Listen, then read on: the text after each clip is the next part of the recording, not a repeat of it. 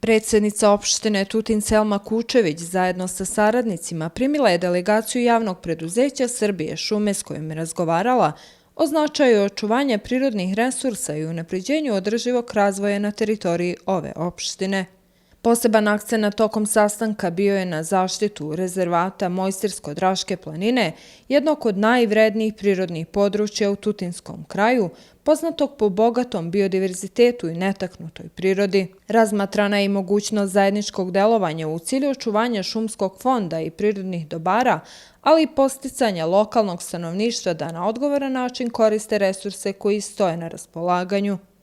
Razgovarano je i o povraćaju pašnjaka i utrina selima na korišćenje. Predsjednica Kučević naglasila je da je očuvanje prirodnih bogatstava i održivo korišćenje resursa jedan od prioriteta opštine Tutin, te saradnja sa relevantnim institucijama poput Srbije šume predstavlja važan korak ka dugoročnom očuvanju ekosistema i unapređenju kvaliteta života građana.